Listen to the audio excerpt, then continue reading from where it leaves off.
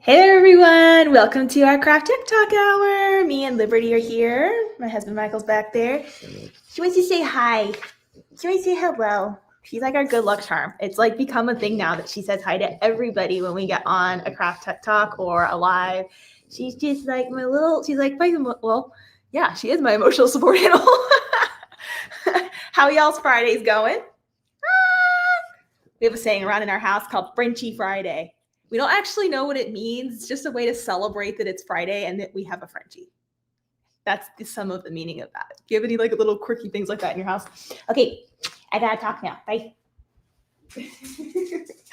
Welcome everybody. Okay, so I know a lot of you are gonna be watching the replay. So if you're watching this replay, I try to do our lives on Saturdays, but it's really hard with family and stuff. So we did a Friday one this time. And for those of you who are going to be catching this replay, feel free to still pop questions into the comments below, and I'll be more than happy to jump in and answer specific questions. And then we had several of you who submitted questions to our form via our email that we're going to go over today. And then we're also just going to go over some of the general changes in Design Space. So there's been a lot of kind of like back and forth in Design Space recently. And so I just thought it would be a good casual Friday around here.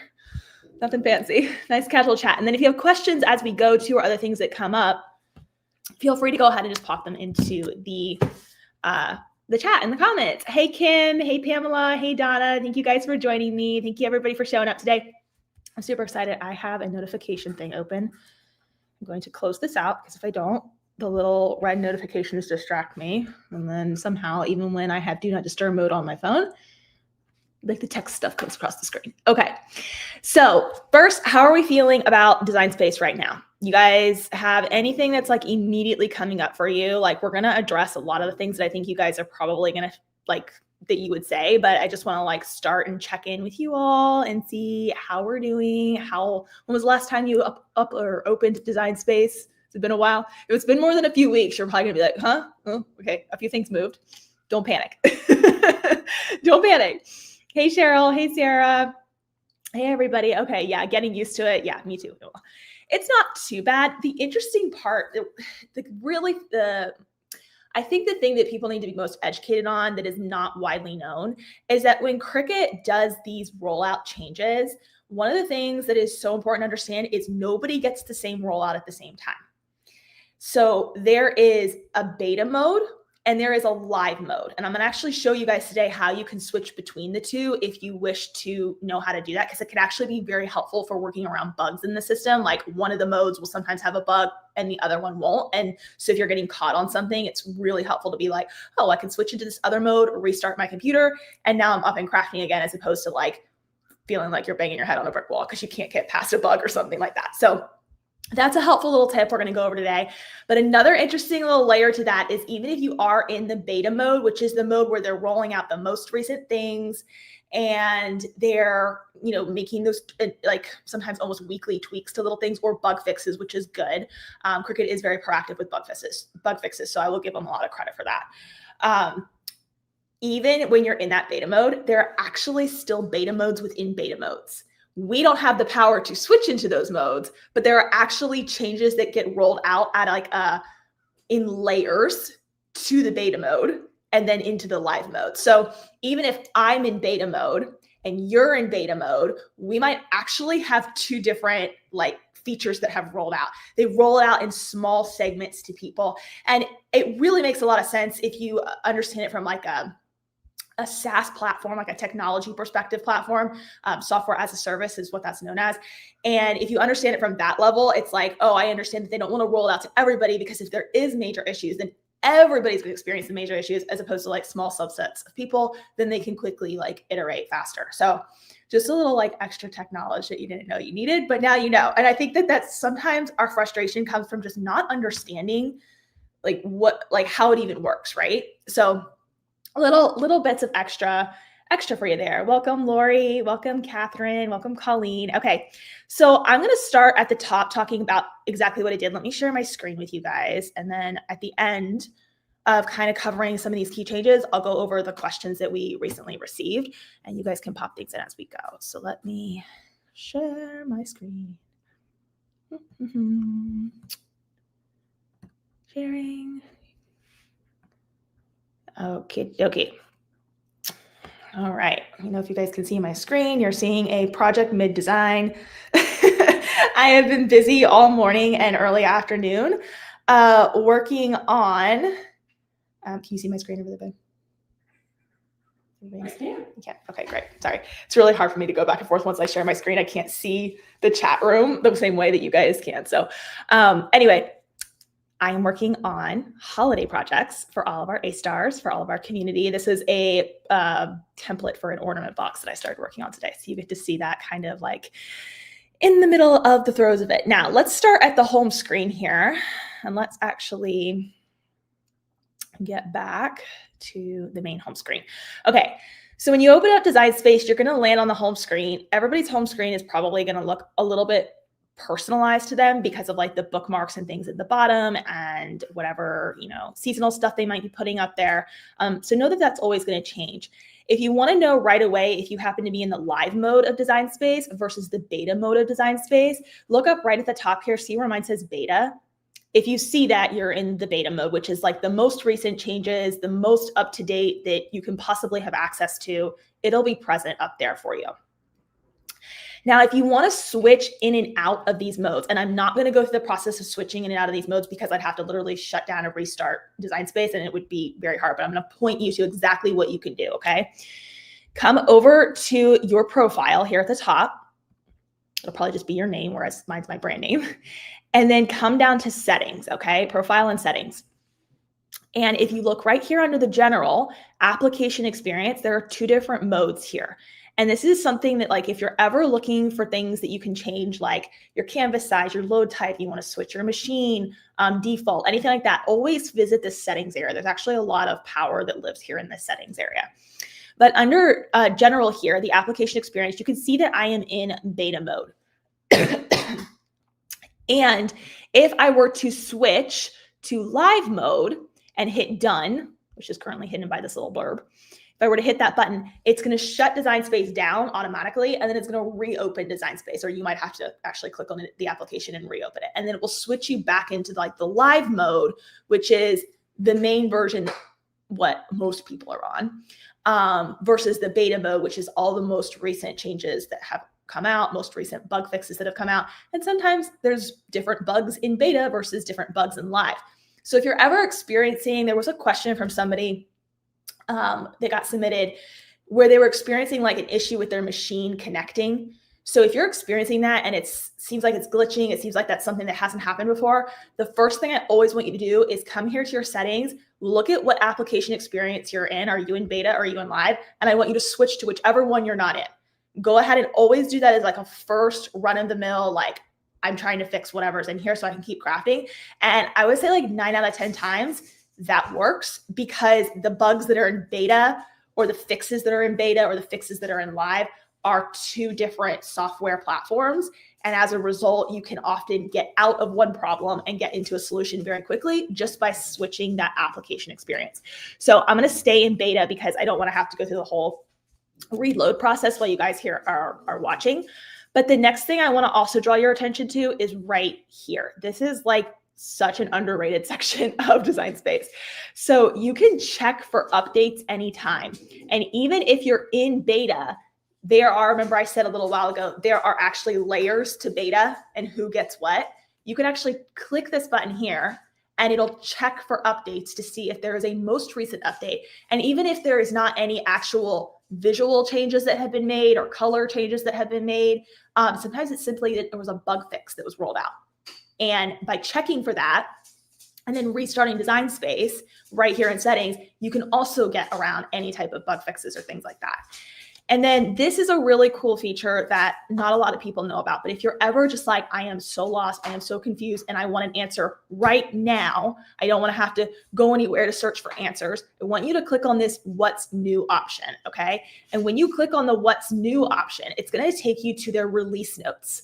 So Cricut does document everything that they release. They don't necessarily give a whole lot of tutorial and practical application of it, but they do document the changes so that at least you understand what the change is, like it defines the change. So for example, it always has this version number here. And then it tells you like, here are what some of the changes. So like they just dropped this one on the 20th. So that was 4 days ago. And not much has changed except that they added this little box right here that I guess will hover on your selected image and will allow you to duplicate and delete right there.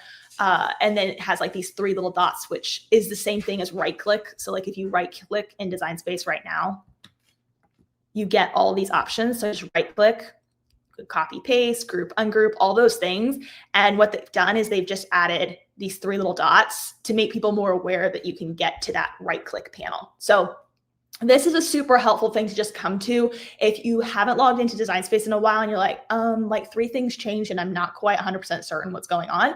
Click on the what's new under the settings and it will give you quick definitions for it. So I find that very helpful. I'm gonna pause real quick because my throat is like going dry today.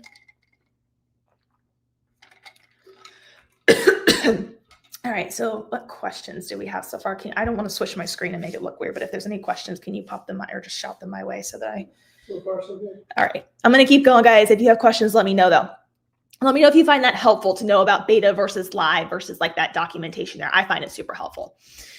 Okay, so when we're actually on our canvas here, I've come over to Canvas, and if you're on your home screen, you can always click New Project. And what you're going to get now is you're going to get like projects that are based on project type. This didn't used to be the pop-up that was there before. It would just open up a fresh canvas like the canvas we were just on. But now it's asking you, it's like, are you making a shirt? Are you making a decal? Are you making a folded card? A lot of us don't know what we're making in the moment, or we're just sitting down to explore, right? And so it's like, well, I just want to get to Canvas. If that's the case, just scroll over and click on the Design from Scratch option, and it will open up that canvas. And I'm just going to replace my screen, and it'll open up a fresh canvas.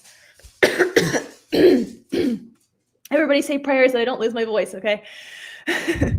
So now when we open up a fresh canvas, it looks like everything is like gone. Like Design Space looks naked, doesn't it? It's like, where did everything go? All the tools ran away. So all they've done here is they've made the interface so that nothing is going to be responsive until you put something onto the canvas. So if we click on shapes, I'm just going to add a heart here.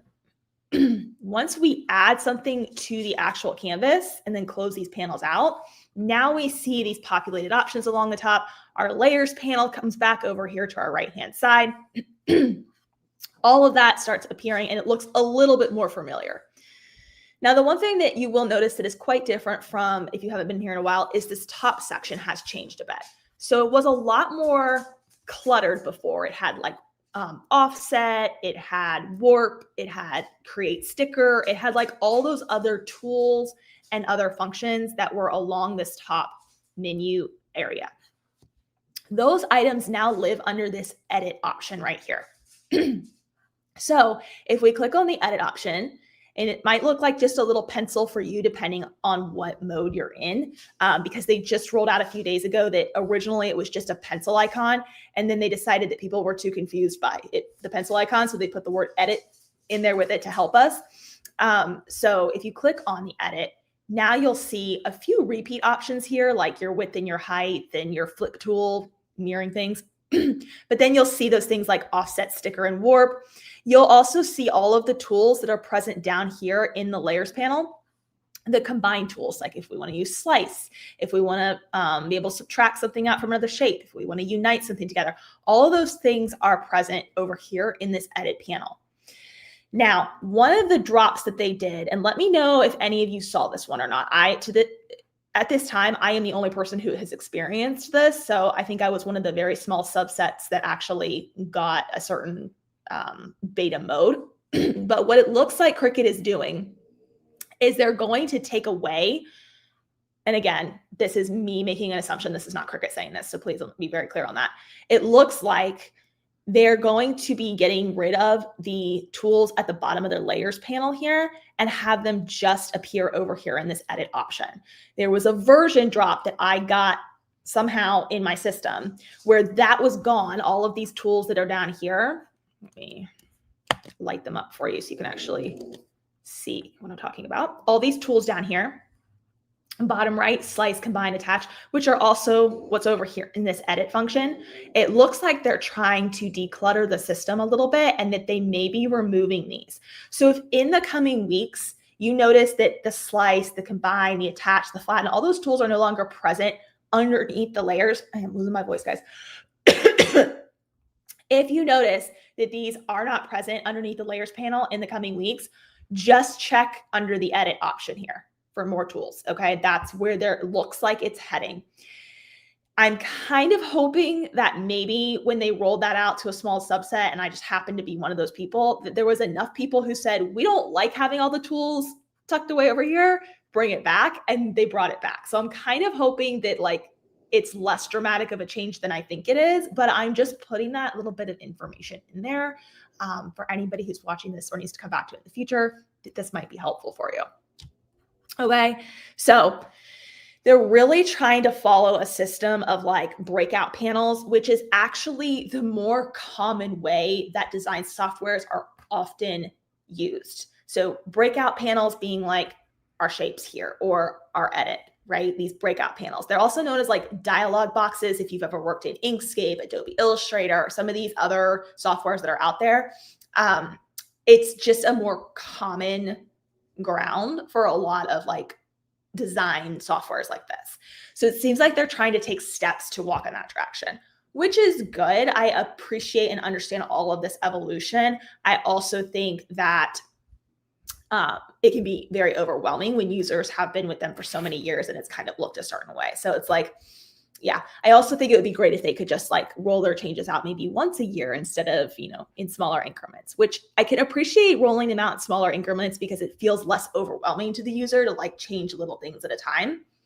So very much appreciate that. But I think it also gets a little overwhelming when it's like these constant, like consistent incremental changes to where we're like always trying to keep up in our heads, right?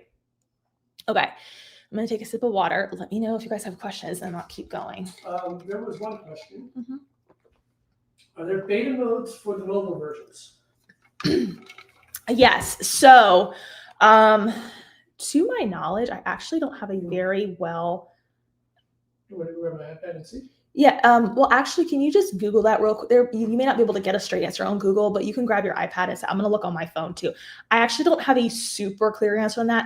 I have not personally experienced beta modes on my devices. I will be completely honest and say that I typically only use desktop because it is so much faster, easier, better functionality. So if mobile is what you use and that works for you, absolutely. My husband's double checking right now. He's actually going to find that answer for you. And I'm going to look on my phone real quick because I want to see. I have to remember where my Cricut app is. I have my Cricut app on my phone, but because I use desktop so much, I can't remember where it is. Okay. I'm looking. I don't know that there is. There might be. It would make sense that there's a beta. If anybody else happens to know this answer, please chime in. Looking at settings now. Count settings. I'm not seeing the same options. I'm looking right now. I'm not seeing the same options like there is with the profile settings that we went over here, where you can go to settings. I'm in settings in, yeah, I'm in settings right now. And oh, it's taking its time to load. Hang on. And yeah. It does not look like it from what I'm seeing at the moment, but if anybody else knows otherwise, please pop that in there. I'm pretty confident in my answer that no, I don't think there's the same kind of beta mode options. One, because I'm not seeing it. Two, I've never experienced in my 13 years of using Design Space. So pretty confident that that is a no, but that's a really great question. Thank you for asking that, because I know there's a lot of us who'll use mobile devices and iPads and tablets and all of those things. So, okay. Are you seeing anything different on your end? It's got me stuck in signing up for text. Oh. He got stuck in a marketing funnel. He's checking on his iPad to see if he's seeing anything different. Sometimes it can actually vary versus versus, am I on the screen or is it my screen just on the screen? Am I like little on the screen? Because I can't see myself right now. No, you're little on the screen. I'm little on the screen because I keep talking to the camera. I'm like, can they even see me? I don't even know if they can see me. I'm like talking so directly. But sometimes the way it works is there is actually an iOS version for phone. There is an iOS version for iOS for iPad. Let's be very specific here, for iPad. And then there is desktop version, which works on laptop, desktop, like any type computer base. It has like its own native keyboard attached to it. Those are all different versions of the software. And then with Android, there is an Android version, but the thing with Android is open source software, which means there are a bajillion different versions of Android. Therefore, there are a bajillion different versions of like Design Space. So are you seeing anything? I want to see how to get this. Here, I'll just take it. He's bringing it. I'm looking. This is what our craft tech talks are all about, finding out those answers. Okay. So I'm looking on an iPad 2, which is very similar to like an iPhone, but I was just curious if there was any variations, and it doesn't look like it. It looks like it's exactly the same. So I'm going to say no, I don't think there is a beta mode. I totally get some of us only have access to iPads. Some of us only have access to phones. Totally cool, absolutely usable. If you have access to a laptop, if you have access to a computer, I would highly, highly advise that you use a laptop or a computer with Design Space. It's just going to be faster, more robust. You're going to have the ability to go in and out of that beta and live if there are bugs. And I've just found it to be overall kind of a better success path for Cricut users. Okay. Let's talk about a couple other little things that are different here. So any of the tools along the top that you're like, oh, that's missing, again, come over to this edit panel. You're going to find them there. Don't be surprised if these tools at the bottom of the layers panel end up permanently living over here and this ends up becoming like some sort of blank space. I'm making a prediction that Cricut's trying to move things into panels because they're trying to add on new features to the software and they need space for it. So that's just my guess after observing them for so many years and using their software. Over here in the design panel, this is our left-hand side of the screen. So design panel, we've got the upload button, we got, text, images, shapes, all of that. We also are going to see layouts here. Layouts was formerly known as templates. I personally don't use a lot of templates. Some of you here may, in terms of like, when I say templates, I mean like, are you trying to put something on a t-shirt or a hat or a tote bag? And like, what is the size of it? Is it a medium tote bag? Is it a large tote bag? So many different like streams of thought that come into that. Like, what do you define as a large tote bag versus what do I define as a medium tote bag? And there's so many variables to that I never really use layouts, AKA templates, because it's just easier to take your shirt, your tote, your whatever, and grab a like ruler or a sewing, measuring tape and literally measure it and then scale your design to fit within that. I just keep it super simple that way. And I find that easiest. But for anybody who does use templates in the past, they were up towards the top a bit more and they said templates instead of layouts. But I just want to let you know they're the same thing. They're just now called layouts instead. And if you don't see layouts and you see templates, it's just because you're in one of the versions that hasn't rolled out that particular language yet. So speaking of language, material colors, that was formerly known as Color Sync. So if you're not familiar with material colors or Color Sync, let me just actually define it for you so you feel edumacated, as my children would say. Edumacated. Or maybe I say that and they copy me. That was me. Oh, that's my husband. That would be my husband. He's like, I'm taking credit for that one. That was me. Edumacated. Edumacated. So material colors over here on the right-hand side of our screen, we have the layers panel, right? Which shows everything that's on your screen. And then material colors here, if we toggle over to that, this shows every color that's present on your canvas. Now this is super helpful if like, let's actually make this a really specific example. So I'm gonna Yeah. So like, let's say you have two colors that are kind of similar and you're like, ooh, I could just have these two colors cut out on the same paper or the same vinyl. I don't need to have two different shades of yellow or two different shades of orange. Then you can combine them together. This was known as Color Sync, but it is now known as Material Colors. It still works the same way. So if I wanted to drag this one into the other one, it will just combine that together so that it's not going to say you need to cut one matte for the light yellow. You need to cut one matte for the slightly darker yellow, and you need to cut one matte for the slightly darker yellow. It can just consolidate those colors, and it makes for a cutting process that is much easier when you're layering in terms of like materials. So I just want to call out that function in general, but then also call out that there was a name change for that. What question? Any questions at this point? While I take another sip to keep my voice for you guys. Okay. Awesome. So when you connect to your machine, there have been a few different versions. They have rolled out a lot of different versions on like where to connect to your machine. But if you haven't seen this version yet, where your machine is now up in the topmost header menu here, it looks like a teeny tiny little machine icon. It kind of looks like a Cricut Joy. If you're familiar with the Cricut Joy size, it kind of looks like that, even though my maker is what's selected here. But this is where now you can come to connect to your machine. Now, there was a question that somebody had. I'm trying to see if I can remember their name. I will come back to it. I will find them. But there was somebody who had a question about their machine not connecting right, like it used to their machine, and it's kind of like going off. And they're having to reconnect a bunch of times.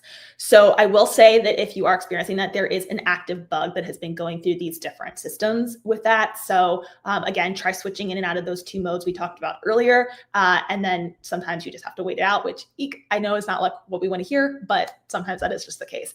And I will say this because I was notorious for this for years, and it is something that works like 85% of the time.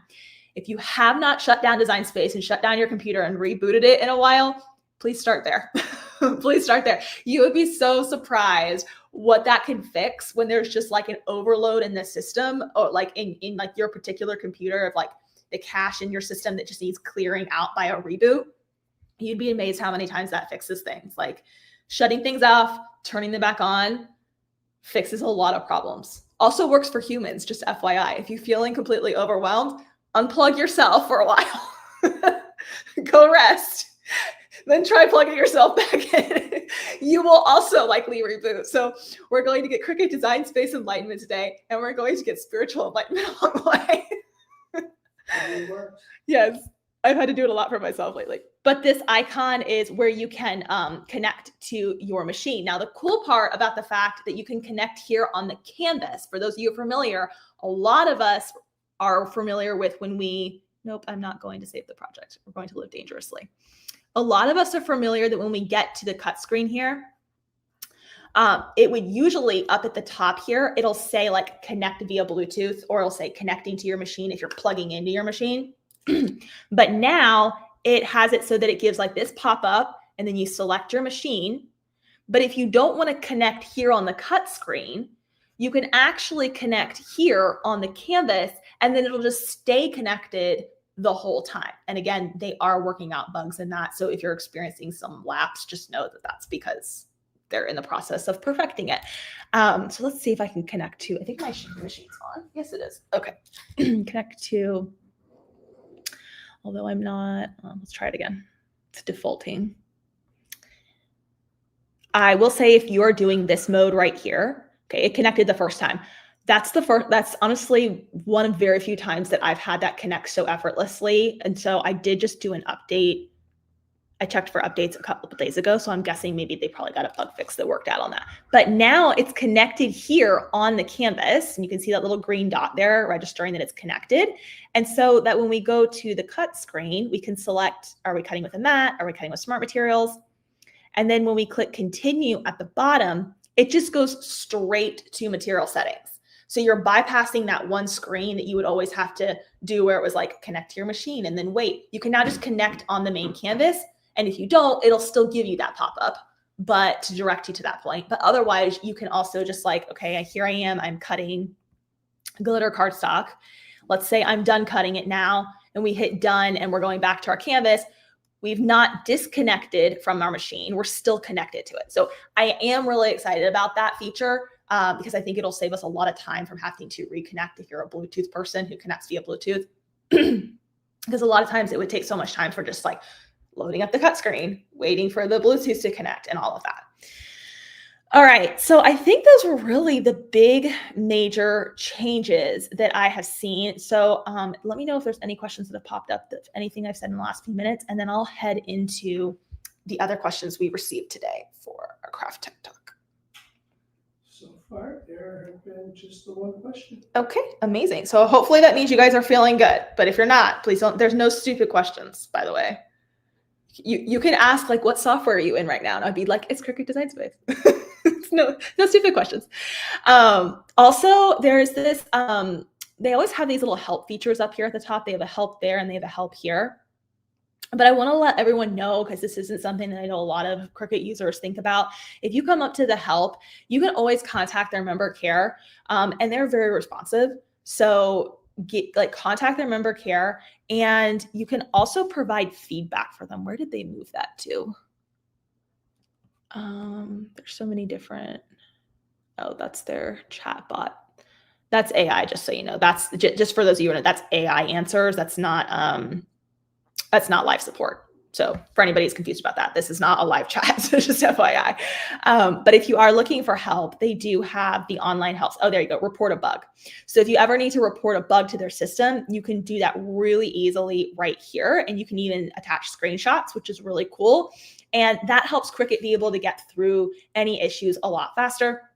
And then if there's ever a feature that you're not liking, like, you know, if you're like, hey, I don't want these to go away down here, or hey, I don't like XYZ, just under that section, go to like member care and give feedback to them as well, because they are very responsive and they do try to cater to what people like and all of that. One other thing I did forget to mention, it's not really that noticeable, honestly, but the bounding box, they used to be green. For all of you who've been with Cricut for a while, the bounding box used to be green a couple years ago. Then they made it white and gray, and now they've taken it back to green.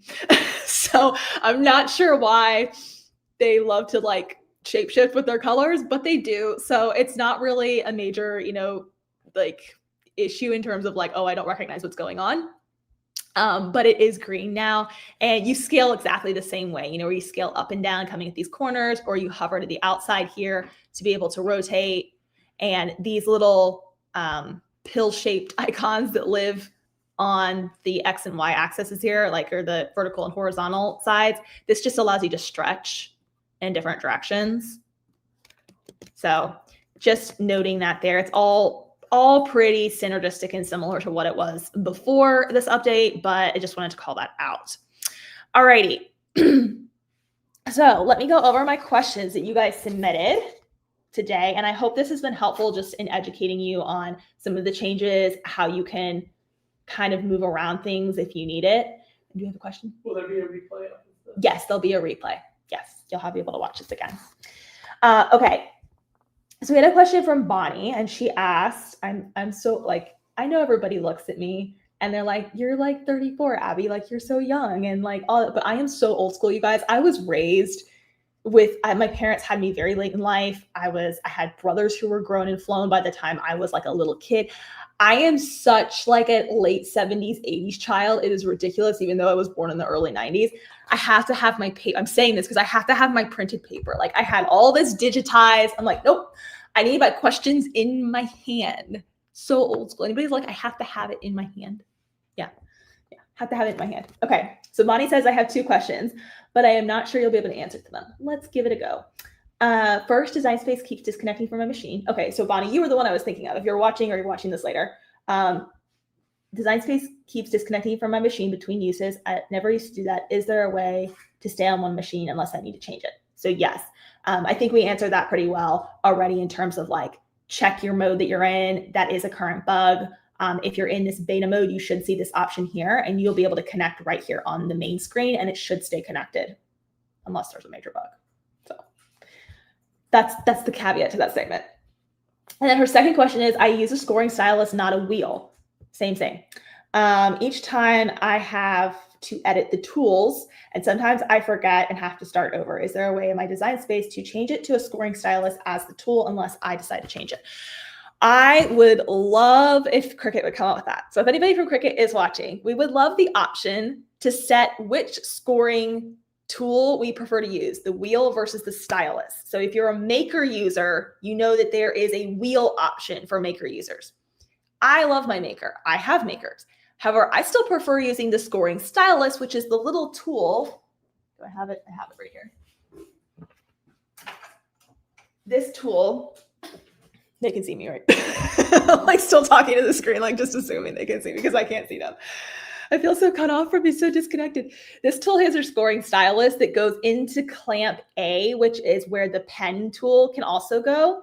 And the reason I love using a scoring stylus versus using a wheel is because you don't have to actually take your fine point blade out and then put the scoring wheel in, have it score, then take the scoring wheel out, put the fine point blade back in for it to cut. It's like a multi-extra step process. The scoring wheel is great because it has better depth than the scoring stylus, but to me, the convenience of the scoring stylus far outweighs the wheel. Just my 2 cents.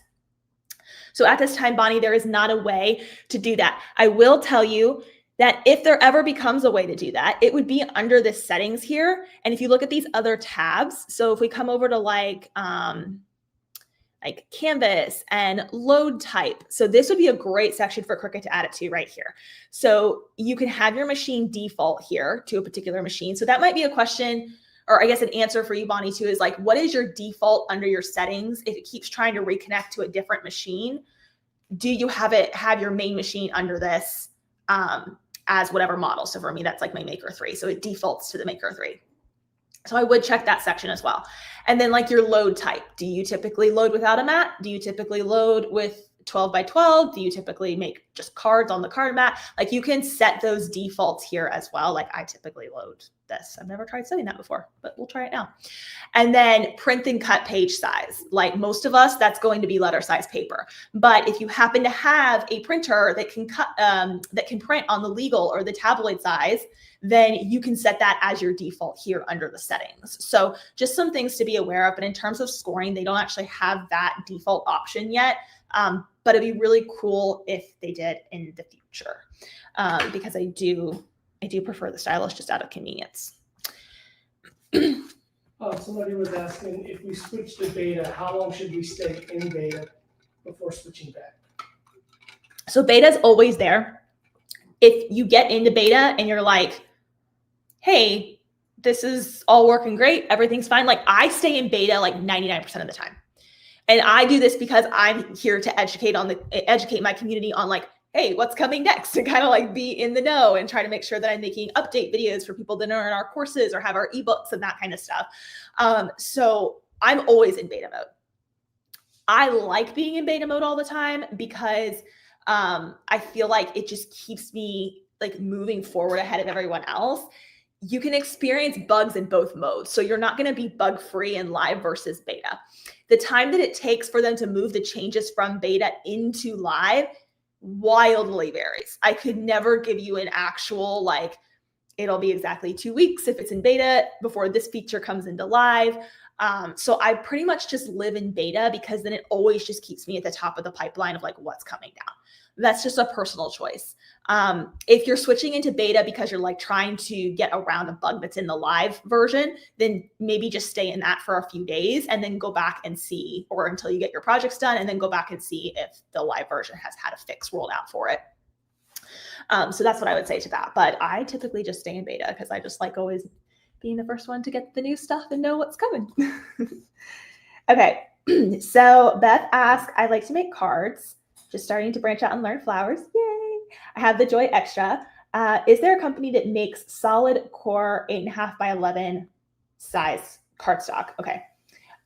Okay, yes. So there are lots of ones that do that. So if you have like a local Michael's craft store near you, their recollection cardstock is solid core, and you can buy it in like paper packs, or you can buy it in like individualized like colors, like the key colors, like they'll have packs of red together, packs of green together, that kind of stuff.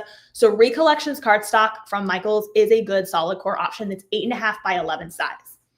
If you're open to exploring using 12 by 12 cardstock, because I used to like only use 8.5 by 11, and I've really come to like try and use 12 by 12 as much as I can and arrange my designs to fit on the 12 by 12.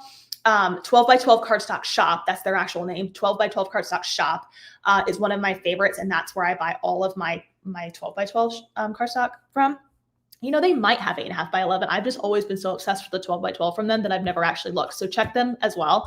And then another option would be, can you pop the ones I'm saying in? Can you pop 12 by 12 cardstock shop in the chat?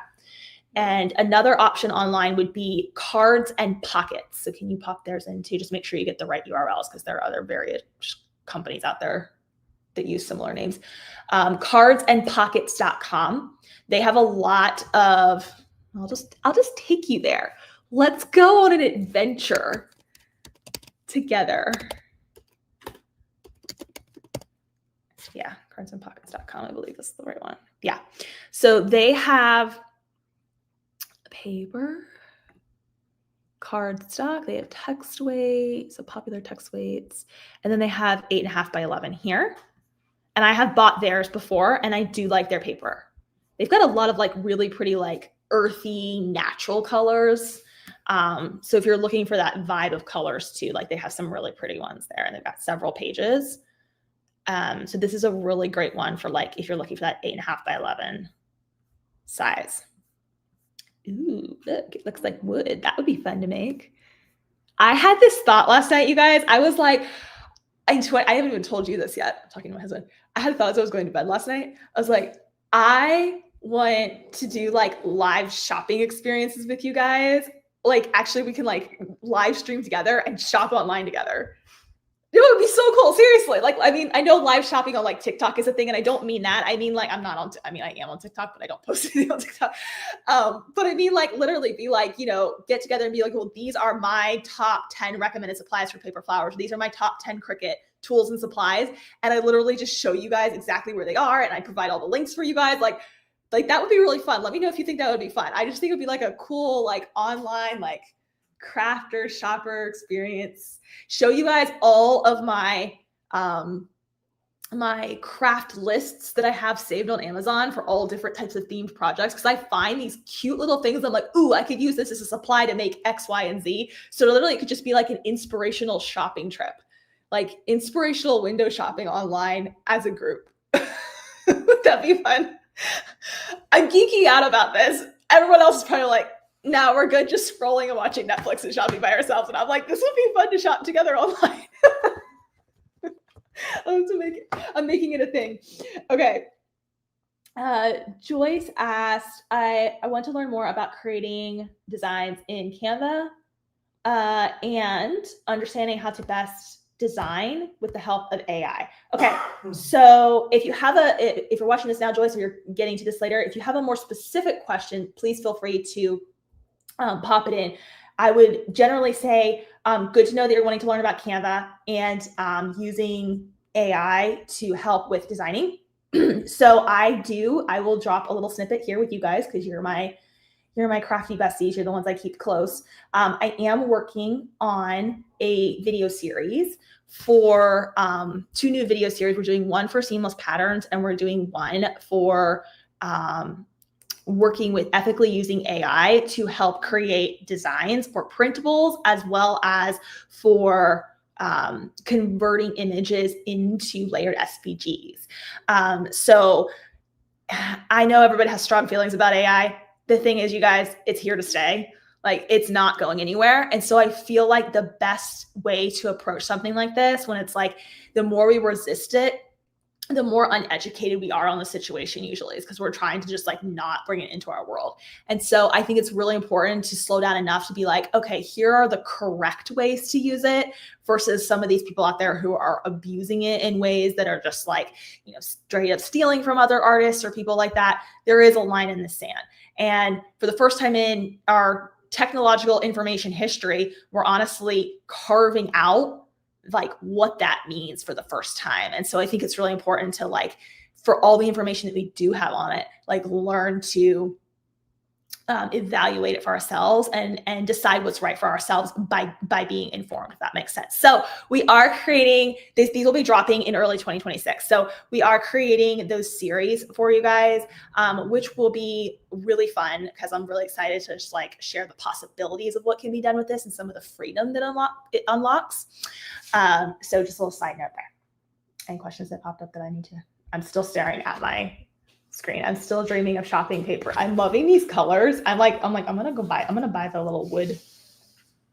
No, there's no more questions. Right? Okay, but I'm looking at like the real wood cherry text cardstock. I'm like, I want to buy wood cardstock. It's not actual, but it's like I think it's printed. I haven't bought it, so I can't tell you yet. But I'm like, I'm just gonna shop with you guys right now.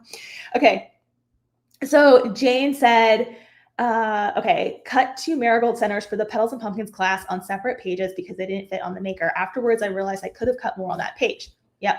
Duplicated the petals and added more and then deleted the first set, the ones that I had cut.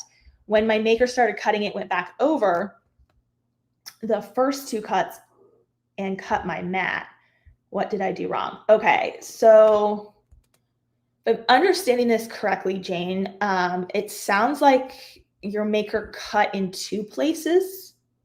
So when my maker started cutting, it went back over the first 2 cuts and cut my mat. Huh. Okay. So maybe I'm interpreting that incorrectly, but if I am interpreting that correctly, I would say the easiest fix to that is you may not have done anything wrong. That could have been a tech glitch. You can try saving the project, closing it out, reopening, and then cutting again. I'm assuming you probably did that naturally. But if not, try that. If you're also looking to try to hold placement of items, like maximize the surface area, you want to use your attach tool for that. So let me just take you to my projects area here and show you the marigolds real quick. Because the first part you were talking about that you were realizing you could have more space on your material and that you could like save material waste. So one of the best ways to do that is to use your attach tool in Design Space, because when we don't use our attach tool, which lives down here at the layers panel and also under the edit function. Oh no, wait, it doesn't live under the edit. That's interesting. Okay, so I'm going to make an amendment to what I said earlier. I just realized this as I was saying it. I was like, yeah, that's wrong. So the attach tool still lives down here in the bottom of the layers panel. So I wonder if they're going to move it over here. There was one note in the release notes where it looked like they were going to move the attach function to living like on the selection itself, which I did not love. I'll just say that. It just felt so disjointed from having the attach tool with everything else like it is down here. And it looks like, I feel like it needs a home with its friends. Like they probably didn't put it under here because it didn't fit under combine or modify. So they're like parsing it out by topic, and attach doesn't really fit under combine, which is like, well, I feel like modifying and combining are the same thing, because when you unite something and you exclude something, you're modifying it. Oh, did you spill your drink? Yeah. I just pulled it out. My husband just spilled his drink on my craft materials. No, he didn't actually. A little bit. It's not major damage. Aw. Okay, back to what I was saying though. Before we got distracted, my dog just jumped up and now she's like, what's going on? It's okay, Libby. Daddy just had a little spill. It's okay. It's okay. Did it get the did it just get the paper? Yeah. Okay, that's good. It just got the cover paper. It was on the table. It did not destroy the project. Everybody breathe with me. You don't have to sleep in the backyard tonight. You good? You need help, or can you just, you can dry it up. We can take the paper out later. There's a whole bunch of drama happening back over here. You guys are just like, get on with that. I'm like, oh, I'm being dramatized by the spill. Tell me you're ADD without telling me you're ADD. Okay, so if you are trying to maximize space, your attach tool is going to be your friend. So I'm going to detach this. These are all attached. I'm going to detach. And let's see what happens, because sometimes it doesn't work. But if we go to the cut screen, Okay, so this is a good example. If we go to the cut screen, all the petals ended up getting on the same mat, yay. But notice that like all of these marigold leaves, there's space here and here to fit these two little leaves, but Design Space decided not to put them on the mat that way. So the attach tool, click and drag over everything you want to keep together. And as long as that collective size is under 11.5 inches, so the collective size is under 11.5 inches, and it has to be down to the 10th of the decimal. So like it can't be 11.51. Like if you look up in my edit bar right here, it can't be like 11.51. It won't work. It's a mathematical equation in Design Space. So make sure that the max is 11.5 or less. Mine was originally a little bit less. And then you can use the attach tool that lives at the bottom of the layers panel at this time, or might end up getting moved to the selection. TBD, we don't know. Then when you go to the cut screen, I'll just attach these two. It's going to hold the placement. And now we're cutting all of that on one mat versus like needing to load that extra mat and have just that little piece cut out. So like this is the best way to save material waste. This works no matter which material you're using. It can be cardstock, which is obviously what I use a lot, vinyl, all the things. So just make sure you're using that attach tool. So I know that wasn't your direct question, I don't think, but this is just super helpful for anyone who's trying to maximize that material waste. You good? Yeah. We can get it in more detail afterwards. There's water cooling and certain things I don't want to Oh, okay. Okay, and we go to the next question. So when I'm looking, Shelly says, when I'm looking through Design Space, I see cute images and think of how I can use this or that, how I can use that. Or more specifically, when I'm searching for a card, say, a card to make, it's very difficult to tell in Design Space which images are cards versus other image types. Would like to know if there's a way to tell when the title doesn't give you a clue what the images can be used to create. Okay, so let me pause real quick. So there are two types of crafting experiences, and there are two types of crafting memberships. There is the Cricut Access membership, which is great. It has tons of images and it has projects, but it has a lot of images. And then there's a type of membership that has actually purposeful projects that are like completed projects for the most part, and they have a purpose already assigned to them. Whereas like I'm looking at an image, I could put this on a shirt. I could put this on a tote bag. I could make a card out of this image. There's so many different ways you could use images, right? We get a lot of decision fatigue around like, what do I use this for? It's cute, but what do I use it for? And I'll try that. So with like A-Star Crafters, our membership, for the most part, 95% of our projects that we release, they all have tutorials. They have assigned purposes to them. So you don't have to deal with that decision fatigue. Now, if you're in Design Space and you're playing around with the options that they have, then you're going to have to kind of rely on assigning that purpose. But for example's sake here, if we go over to images in the design panel, it's going to give you, this general breakout menu here. You can search, you can go through these filters, but you'll notice with these filters that it doesn't actually say like cards, and it doesn't say like, t-shirt or anything like that. It's more just the type of like operation, type of layers, that kind of stuff. If you want to open up the advanced search for all images, come down to this bottom area here and click advanced search, and it'll open this up for you. So then you have the same detailed panel over here. You can search by free, what you've already purchased individually, what you've uploaded yourself, what you've bookmarked, all of that. Now, if I were to come to this search bar here and type in like card using Shelly's example here, you're going to get a lot of options. So if we look at like this, these are some great, like just basic card, right? That we could assign a design to. We could put different layers on top of it. We could create drawing on top of it, whatever we might want to do. It's very basic. If we click on it though, you'll see a title here. So I'm not sure if that's actually helpful to your question or not, because you probably know that's there. But if you click on them, it does give you some more detail for what Cricut has assigned it to. Whereas if I X out of this and it takes me back to this screen here, like these are some cool images, right? but we could use them for so many things. For example, I could take this image. It just says Halloween. I could take this image, and as you can see here, like you could put it on a bajillion different things. You could take this and put it on the card we just saw a minute ago. So it's cool to have like all these options of things to weed through and the opportunities. But it's also a lot harder sometimes with these kind of dumping ground image areas to decide like, how do I want to combine this? How do I, like, you're trying to curate it for yourself, right? So I'm not sure if that helps you at all, Shelly, but like if you click on anything that you are looking at here in Design Space, it can give you, see, that just says Halloween, so that's not very helpful.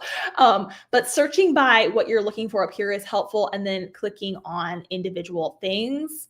So this one says gift tag, so like that's specific, right? If we're looking for a gift tag, like that's helpful. So that might help you, and then of course you can bookmark right here. So if you like want to come back to the image, you can bookmark it. And that's super handy as well.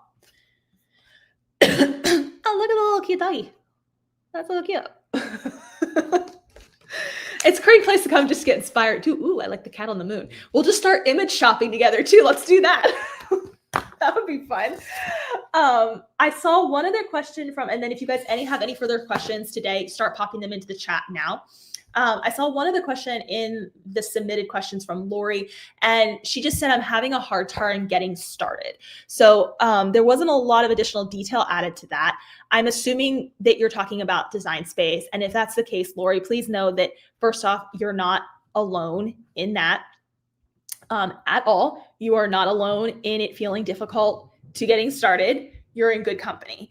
What I do want you to do though, is I want you, like, this is the framework I teach I've taught tens of thousands of Cricut crafters over the years.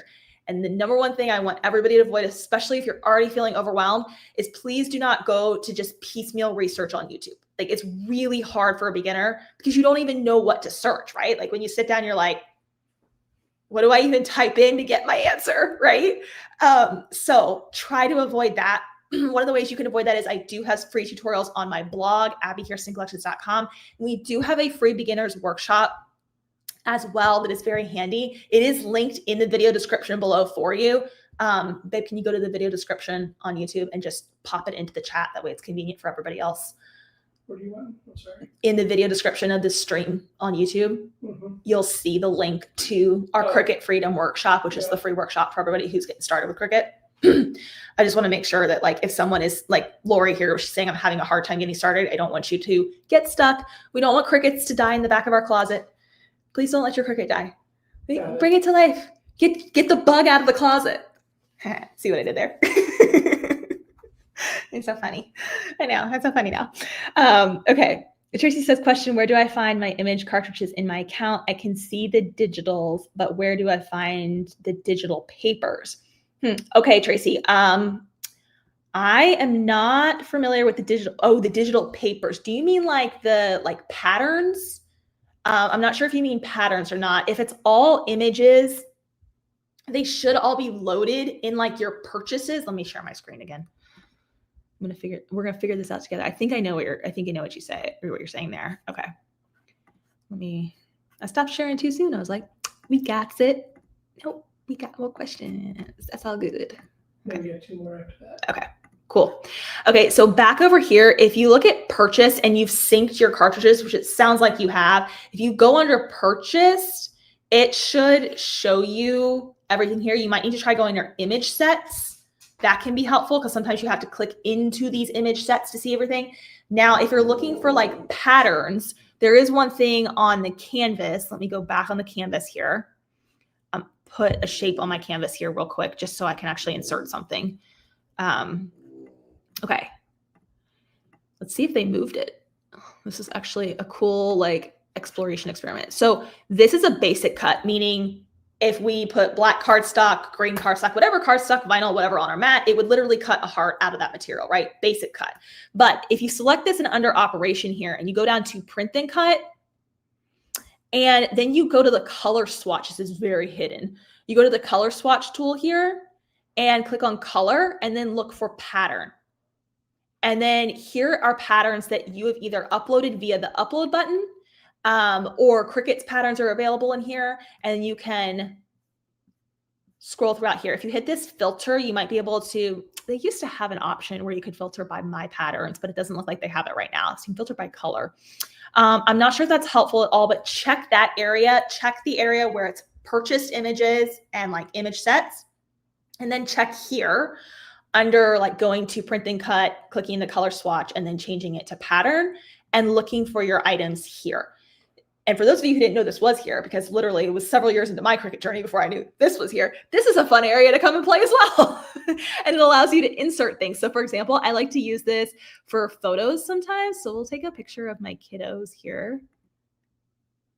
And you can see it inserts. Now you have to edit. We're just edit the pattern. We're just giving bonus tutorials today. So if you edit the pattern here, you can scale it up. This is a little glitchy, by the way, guys. I've always had a little bit of like there's been a little glitchiness with this. So I will warn you.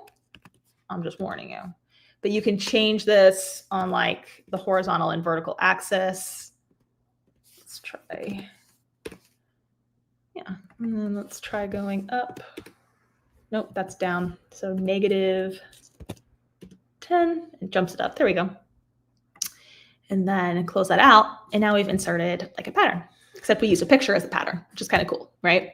And if you're wondering, how do I upload my own patterns so they show up in here? That's under the upload button. Just go to pattern fill and then upload your pattern here. And it appears under that section that I just showed you. Cool. Any questions from that? Did I confuse the heck out of everybody? I hope I didn't. It's a cool feature to use. Good. I guess I can. I'm like wanting to share. I'm not stop sharing my screen, but I know I'm going to have to reshare it. So what are the other questions before I stop sharing my screen? Hold on 1 second. Okay. How do you? Did you lose it? No. Somebody's having an issue with cutting small intricate cuts and then pressure setting for 80-pound cardstock. Go. I love these questions because I know them so well. Okay, so let's head to the cut screen. I'll show you guys what to do. I'm gonna actually go ahead and just hide this over here. And let's go to make. I know these are not detailed. Oh, here, I can put a detailed item on our screen. That way we feel heard and seen. Let's look for a detailed item here. Ooh, I know. We'll do my hummingbird design. Here we go. Intricate cuts, loads of fun, right? Okay. Cancel. All right. So if you're dealing with something like this, that is an intricate cut layered project or any type of intricate cuts and it's tearing, there's a lot of different layers to that question. The first things I always tell people to check: how sticky is your mat? How sharp is your blade? Like how old is your blade? That's always an important factor. Doesn't matter what you do with settings or anything else I'm going to tell you. If your blade is like super old and dull, or your mat is not getting that material to stick down real well and it's shifting during the cutting process, that's going to cause ripping. So those are your 2 points that you got to start with. If we sail past those and we check, and we're all good. Yep, my blade is good. Yep, my mat is pretty darn sticky, or I've recently washed it and air dried it. Then great. The next point to look at is your, I don't know if you're using vinyl or if you're using paper. I'm going to assume that you're using paper, and I'm going to talk from that perspective because that's usually where this problem crops up the most. If you're using paper, what's the quality of your paper? Where did you get it from? Generally, that's not a huge factor, but I always like to point that out. Those resources I mentioned earlier, like 12 by 12 Cardstock Shop, I love the Encore brand. It cuts very, very, very well for intricate projects and all of that. Fourth point to consider. What is the size that you're scaling it to? For example, if we look at this image that I just brought on my screen here, that it's very intricate, it has lots of different layers to it. And yes, all of our A-Star crafters, you have access to this file here. You can go type hummingbird in the craft vault and you can make this project. So for anybody who's like, I want that file, it's yours, go get it. Members.abbykirstencollections.com. That's where you can log into your craft vault for all of your member content. Now, what is the size that you're scaling things to? Because if, for example, I were to take this and say, I want the entire thing to only be under, we'll say under 7 inches, well, 7-ish inches, right? We are now reducing the size of these cuts into like under an inch, under half an inch, under a quarter of an inch. And it can, and your Cricut, while very powerful and a wonderful machine, it can only do so much detail at such a tiny level, right? So think in terms first of like, what am I scaling this to? Is something super intricate and I've scaled it down quite a bit where it's like, that might be a problem. And if you're not sure if it's a problem, grab some scrap cardstock and try scaling it up a little bit. So like use your scraps, not your good stuff, and cut it out and see if, I went up 2 inches and that problem seemed to go away. Then you have your answer, right? Now, the bottom line, the thing that is literally the linchpin to everything else I just said, is that you want to make sure you're choosing your material setting very carefully. So if I go to my cut screen, I'm going to click make, and I'm going to cut this on a mat, which it already preloaded for me. That's nice. We're going to click continue. When we get to the base material, I want you to click on the browse all materials option.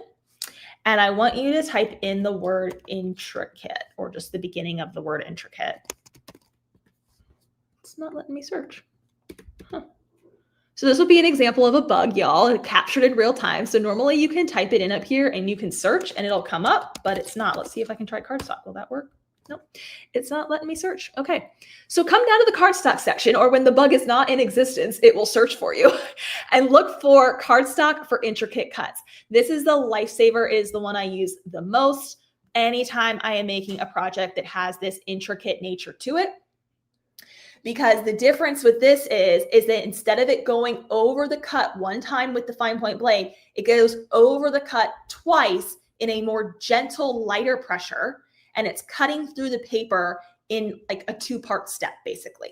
And so that really minimizes the risk of tearing. So can you go to the blog real quick, babe? And can you grab the blog post on ripping cardstock? Because I have written an entire post that just went over everything I said. But if you need like, I would love to have a printable of that, or I would love to read through that, everything that Abby just spit out, I have an actual written post on it. And you can go and look at it, and it captures everything I just said. And there's a printable guide that you can download in the Craft Vault as well. I think if you just type in cardstock should be the keyword for that. My husband is dropping it in the chat right now for you. So that'll be helpful. Now, under pressure. So we talked about pressure. So I generally will use this if I'm not doing intricate. So if I'm not doing intricate, I'll use this medium cardstock setting, and that says 80 pound, but I use this setting for anything from 65 pound, which is that 176 grams, up to 80 pound, which is this 216 grams. In that range, this setting works well. But if you have an 80 pound cardstock that's like, this isn't quite getting all the way through, like maybe you got like a cover weight, which there is an actual difference between cover weight and text. Don't ask me to give you a dialed in definition of it now, because I probably would screw it up, but you can search it for yourself. There's like a cover weight versus a text weight ratio. All I know is that for some 80 pounds cardstock, it doesn't quite cut all the way through. Like it cuts in some sections and then it sticks, right? So I would highly recommend that if it is sticking just a little bit, like it's cutting some sections and it's not cutting other sections, then you just up this pressure to more. And this goes for anything else. So if you're using vinyl, if you're using something else and you're like, that is snagging just a little bit, it didn't quite cut perfectly, just up the pressure to more. This can also be a helpful thing that if you're experiencing very minimal tearing in some areas, sometimes lessening the pressure can also be helpful. What I would highly recommend to avoid frustration and material waste is if you're unsure of how this is going to play with a particular project, keep those scraps, keep some scrap cardstock, and do a little test cut and see which one. You're going to save so much time and frustration by taking an extra 5 minutes to do a little test cut to see which is cutting more cleanly with the more or the less pressure, or with these different settings, than trying to cut the whole project and then being like, oh, well, that didn't work out well. And then it just, ends up being frustrating, and you wasted a whole bunch of time and effort and materials, right? So this pressure drop down is really helpful. I will oftentimes, if I'm using that thicker, like cover weight 80 pound, I will set this setting and then I'll just set it to more. And again, make sure that blade is, good. There is a really great multi-pack on Amazon for the blades. I don't know if I have it back here. Oh, I do. So like there's this multi-pack. They're not actual Cricut brand, but they work just fine and they're really good and sharp. And it's a pack of 10. I don't know what the cost is on it. We should go see. Should we shop together? Let's go shop together. Let's go see. I'm giving you all this. All right, Cricut blades. We'll call it replacement blades is usually what I call them. What is the one that I got? Yeah, you can get the Cricut brand ones. I'm pretty sure this is the one I got. Yep, this is the one I got right here. Yeah. Okay, so this 20 piece, it's 20 of them. And it's a fine point blade and they work really, really well. And I bought this pack at the beginning of the year and I still have several in here. So and look, I mean, $8, like mind blown. Yes, please. $8 for a whole year's of like Cricut blades. That's really good. Here, I'll drop it in the chat for you guys. Let me put it in here. It's like our first shopping adventure. And I'm the one putting it in the chat this time. Look at me figuring it out. Okay.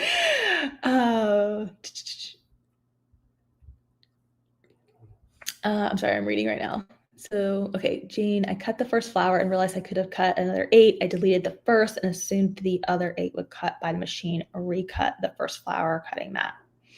Oh, okay. I think this is the same Jane I was talking to earlier. Jane, I did answer the question earlier. I'm not sure if maybe you popped in late. I did answer your question earlier. If you deleted anything, then it wouldn't cut out. Trying to make sure I'm answering your question well. I cut the first flower and realized I could have cut another 8. Okay, so you may want to duplicate your project too if you're wanting to cut more. You can duplicate your project or you can just run the mat again, like whatever mat is on your screen, right? And you cut the flowers out, you can just put a fresh sheet on and run it again. You don't have to hit done on the project and go back to the screen. But if you go back in this replay, I did kind of cover all of that in detail. Okay, we had a question on how do you link to your cartridges? Okay, that one, can you grab? I already posted that. You did, thank you. Okay. Oh, thank you. Yeah. Oh, no, wait. No, you posted the link to my workshop. You didn't post the link to cartridges. Oh, I put how to actually do it. I responded to her. Oh, okay. Thank you. I'm like over here trying to like, nope, I got it.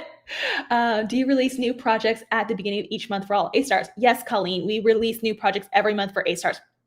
At the beginning, sometimes. We're working on getting our cadence down better. We release new project collections every single month, but sometimes it's the first week, sometimes it's the second week. Sometimes when you have, young adolescent kids, life just bumps it forward by a few days. But yes, we do drop new collections every single month. And if you go to members.abbykirstencollections.com, you can always see the new stuff posted on the page. If you go over to our collections section, you'll always see what the most recent collection was. So here I am, like, I'm done. I'm like, nope, we're gonna show you all the way. Here we go. So if you're in here and you look under like most recent, so our most recent was our drops for fall, but then under the collections, we always have like the new collections here. So for example, like this one that we dropped back in spring, there's 4 projects that live within that, or the one we dropped before that, 4 projects that live within that. And the next one we have coming out, for those of you who are wondering, is it is a fall printable card and printable place setting that you can either do print and cut with your cutting machine, or if you don't have a cutting machine, which I know everybody on this Craft Tech Talk does, but for those of our members who do not have cutting machines, you can cut them by hand. So we're going to have a set of 4 Thanksgiving fall cards and a set of 4 place cards for your Thanksgiving table. And that will be a brand new collection. We're still naming the collection, but we're going to have a brand new collection drop on that. I think it's next week or end of first week in November. So in that case, Colleen, yes, it will be dropping the first week in November. And then in December, we have our holiday handmade gift collection that always drops. And if you're wanting to get a jump start on that, I want you to come and go back here to page 2. Our Fast and Festive 5 collection is a great place to start for hand-making gifts. And we're releasing a brand new collection of holiday handmade gifts. So like these ones here are, personalizing journals, personalizing candles, personalizing blankets, picture pillows, personalizing stuffy. So this is like a gift collection you can start with here. And then of course you can search by, actual Christmas projects and crafts and all of that too. So that's all waiting for you in there with those collections and such. So I hope that answers your questions. What other questions do we have as we wrap up? What are you guys doing on your Friday? Anything fun? I mean, I know you're hanging out with me, which is cool, but anything else exciting? Oh, my husband's looking for comments and I'm staring at myself, which is weird. Sometimes I think I should move over to Zoom so I can see you guys. It feels more human, but I really like the chat section on this. Is there a different blade that can be used with the Cricut Joy? Okay, so for Cricut Joy users, yes, you're going to get the Cricut Joy blades, and I believe they make generic ones for those too. Generic being like the ones I just showed you here that were for the maker. I'm looking right now for you. I think my husband's looking too. I'm answering another question. Oh, okay. Then I'm looking for you right now. Yes, I do see a compatible replacement blade that is, theirs is 20 blades for the Joy. And whether you use the Joy or the Joy Extra, it's the same blade. So Maker, Explore models, all of those use the main blade that I talked about a minute ago. And then the Joy and the Joy Extra uses a different blade, but it's the same blade for the Joy and the Joy Extra. It's not a Joy Extra blade and a Joy blade. They both use the same blade. So here, I will drop that in the comments as well for you. That way you have it. Yay. I'm dropping it right now. I did not label it, but it's going through. Oh, Mim just popped in. Mim! Who knows Mim Jacobson? Sticker, crafty, bestie. I know you guys know who she is. Hi, Mim. Okay, I'm going to start talking to her like did you make it back to Australia? I just saw her last week. We went to Nashville. If you guys followed me in my stories, if you followed us on Instagram, you followed. Tracy's like, yes, I know who you are. Mim says, hi, Bessie. Okay, hey. Oh, Vanessa knows who you are. You're popular, Mim. You're just popping in over here. You need to be here with me. Get everybody landed yesterday, longest trip. We're going to have a catch-up conversation that you guys get to be a part of right here. Live with Mim popping in from Australia. You're going to have to come back. And we're going to, in the new studio, do live crafts together. We're going to do just like chatty afternoons. I have a whole conversation corner I want to create in this new studio that we're making. And yeah. Oh, our matching purses. We got matching purses when we're in Nashville. If you're following this conversation in the comments right now, I'm literally responding to it in real time. Yes, we got matching purses. It was a very tough decision. There was a lot of thought that went into which purse should be purchased when we were in Nashville. There was a lot of thought that went into it. Yes, Mim is going to be our first guest in our new studio that we're creating for you guys. Okay, yeah, there will be a replay. Sorry, someone else just popped in. This is why I don't look at comments, because my sentences never get finished. Don't look at comments. Stay focused, Abby. Like a squirrel with Wi-Fi. Okay. All right, my lovelies. So this has been an amazing Craft Tech Talk hour. Don't be quiet, Mim. Oh my gosh. I have to send you, I'm going to tell you something. I'm talking directly to Mim now, and the rest of you get to witness the conversation. I'm going to send you my latest podcast that I am binging. When I listen to these two podcast co-hosts, they crack me up because I swear it could be you and I. We could just literally sit and like we would talk exactly like this, and it would be so much fun. So if anybody wants like Mim and I to do craft alongs together, it's happening regardless. We don't need your validation, but we would love it. We would love it. Okay. I really hope this has been helpful for all of our Cricut users, everybody who gets overwhelmed by that tech stuff. We do these quarterly Craft Tech Talk hours. I just said quarterly. We do them quarterly. Sometimes we'll do them more than once a quarter if there's something that came out that was new and it's like, oh, this is just really overwhelming and people need help right now. Then I will jump in and be like, hey, here's how I can help you. And here's the answers to your questions. So stay tuned for Mim and Abby craft alongs. Sounds like so much fun. Yes. Sounds like so much fun. Okay, you guys, if you have more questions, we're always here for you. You can reach out to us at hello@abbykirstingcollections.com. You can drop a comment below. If you're watching the replay, we do come back and check the comments several times a week, so you will get your questions answered. We are here to support you in your crafting Cricut creative journey in all the ways. I hope you guys have an amazing weekend and continue to create in abundance, my friends. Bye for now.